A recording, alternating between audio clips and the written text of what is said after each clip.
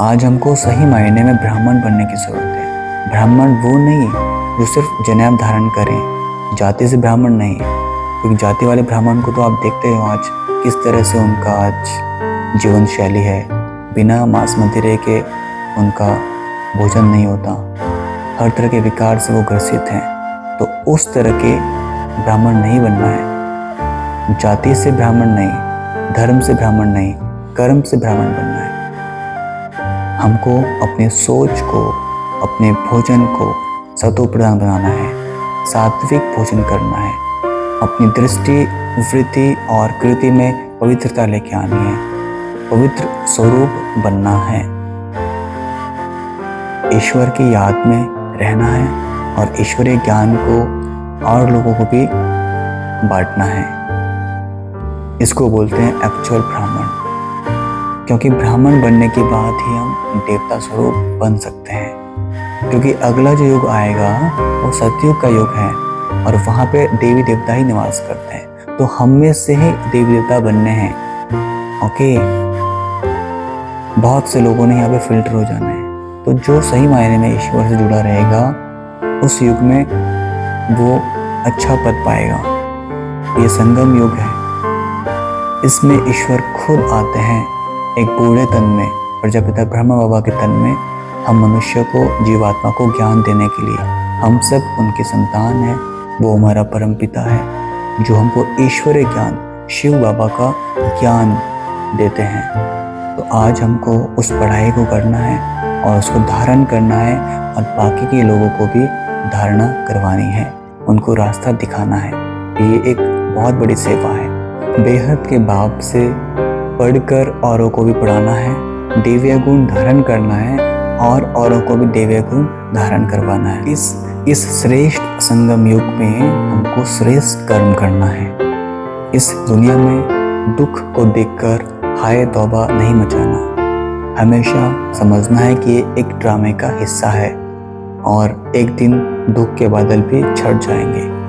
क्योंकि लाइफ में कुछ भी फिक्स नहीं है, दुख के बाद सुख आते हैं। राजयोग के माध्यम से, मेडिटेशन के माध्यम से खुद की बुद्धि और मन को शक्तिशाली बना दो, ताकि हर हलचल में आप अचल रहें, कोई भी स्थिति आपको विचलित ना करे।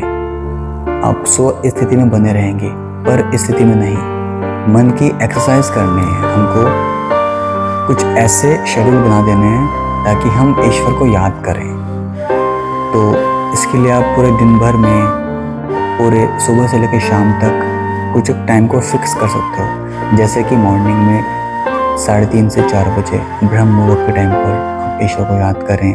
रात को सोने से पहले 9-9:30 अराउंड ईश्वर को याद करें और बीच में भी 7:30 मॉर्निंग में, उसके बाद 10:30, फिर 12:30, फिर 3:30। इस तरह से आपको बीच बीच में बैरियर फिक्स करना है, कि अलार्म फिक्स करना है कि हमको ईश्वर को याद करना है। आप अपने फ़ोन में अलार्म भी लगा सकते हो ताकि आप बीच बीच में ईश्वर की याद में चले जाएं और ईश्वर से शक्ति हासिल करें, अपने आत्मिक बल को बढ़ाएं, अपनी स्थिति को ऐसा बना दें कि 1 सेकंड में आप अशरीरी हो जाएं। मतलब कोई भी परेशानी आए, कोई भी गलत विचार आए, तो बस 1 सेकंड में आप ईश्वर से अपना योग लगा लें, पूरी तरह से खुद को आत्मा समझ के उस परमात्मा से कनेक्शन कर लें। ऐसा आपको अवस्था बनानी है अपनी, ऐसी कर्मातीत अवस्था को धारण करना है। और ये तभी संभव है जब आप दिन भर में बहाने से ईश्वर से जुड़ते चले जाएंगे। कुछ खाने से पहले, पीने से पहले, कहीं जाने से पहले, जो टाइमिंग आपको बताया गया, इसके अनुरूप अगर आप ईश्वर से योग लगाएंगे तो ईश्वरीय गुण को धारण करना, शांति, पवित्रता, आनंद को धारण करना बहुत सहज हो जाएगा। दिन भर में ईश्वर की याद में रहें। अपने किसी भी कार्य को, बिजनेस को, जॉब को करने के दौरान भी आप बीच बीच में कुछ ऐसा शेड्यूल बनाएं कि आप दिन भर का इस्तेमाल कर पाएँ ईश्वर को याद करने में। आपको तकलीफ ना हो, दिमाग में बर्डन ना हो कि मुझे भगवान के लिए टाइम निकालना पड़ेगा।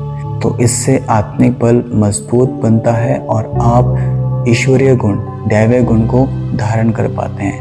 आपका मन सच्ची शांति को पाता है। 5 सेकंड पॉज होकर आप याद करें ईश्वर को धन्यवाद बोलें कि आपने ये खाने के लिए हमको दिया, पीने के लिए हमको दिया, और इस खाने पीने के लिए ये अच्छा शरीर दिया, स्वस्थ शरीर दिया, इसके लिए भी शुक्रिया। क्योंकि कई लोग ऐसे होते हैं जिनके पास खाने के लिए बहुत कुछ है पर उनका स्वास्थ्य सही नहीं रहता, उनकी हेल्थ अच्छी नहीं रहती। तो अच्छी हेल्थ का होना भी ज़रूरी है। जो ईश्वर ने आपको दिया उसका शुक्रिया अदा करें। किसी के पास ये भी नहीं होता। जो नहीं है उसके लिए विलाप करने से, उसके लिए कंप्लेन करने से अच्छा है जो है उसका शुक्रिया अदा करें। अपनी लाइफ को किसी और से कंपेयर ना करें, अपनी इच्छाओं को सीमित रखें, तो आनंद भरा जीवन जी पाएंगे। सभी आत्मा परमधाम से आई हैं, ईश्वरीय स्वीट होम से आई हैं, और वहीं पे हमको वापस जाना है। यहाँ धरती में आकर ही हम अलग अलग देशों में बट गए हैं। आज हम लोग है तो एक ही देशीय, हम है तो एक ही देश से आने वाले, और वो है परमधाम। तो सबको भाई भाई की दृष्टि से देखें, जाति धर्म में न उलझें। ईश्वर की मर्यादा के अनुकूल चलें तो जीवन सफल होगा। भोगीपन छोड़ें और योगीपन में आए। योग की अग्नि में खुद को तपाएं, चेहरे में रौनक आएगी, जीवन सफल हो जाएगा, जीवन का उद्देश्य पूरा हो जाएगा। आज हमको काम चिता से उठकर योग की अग्नि में जलना है। काम चिता में रहकर हमारी आत्मा काली पड़ गई है। हमको योग की अग्नि में जलना है, योग की अग्नि में तपना है, ईश्वर से योग लगाना है और अपनी आत्मा को दोबारा से पवित्र बनाना है। अपनी सहन शक्ति को बढ़ाएं, निश्चय बुद्धि रखें। कोई भी बात आपको तकलीफ देती है, परेशान करती है, तो ईश्वर को याद करें, उससे आप शेयर करें। मन मत पे न चलें, श्रीमत में चलें, ईश्वर की याद की यात्रा में चलें। मन मत पे नहीं चलेंगे, ऐसा आप पत्थर की लकीर खींच दें। कागज में लकीर नहीं खींचते, पत्थर में लकीर खींचते कि हम मन मत पे नहीं चलेंगे, अपने मन को समझाएंगे और श्रीमत में चलेंगे। पुरुषार्थ करके ईश्वर की याद की यात्रा में रहकर अपने बाकी जीवन को बिताएंगे। ईश्वर के खजाने में न तो कोई लॉक है, न ही कोई पहरेदार है। आप ईश्वर से योग लगाएं, अथाह संपत्ति आपको प्राप्त हो सकती है। इजीली मोल्ड हो जाओ, फ्लेक्सिबल बनो, मिलनसार बनो, पर अलबेला नहीं बनो। खुद को आत्मा समझकर उस परमपिता से, सर्वशक्तिमान से, पतित पावन से, करण करावन हार से अपना योग लगाएं। याद की यात्रा में रहे, जीवन सफल होगा। ओम शांति। इस वीडियो में इतना ही। वीडियो पसंद आए वीडियो को लाइक कीजिएगा, कमेंट कीजिएगा, शेयर कीजिएगा, और अगर हमारे चैनल पे नए हो तो चैनल को सब्सक्राइब कीजिएगा।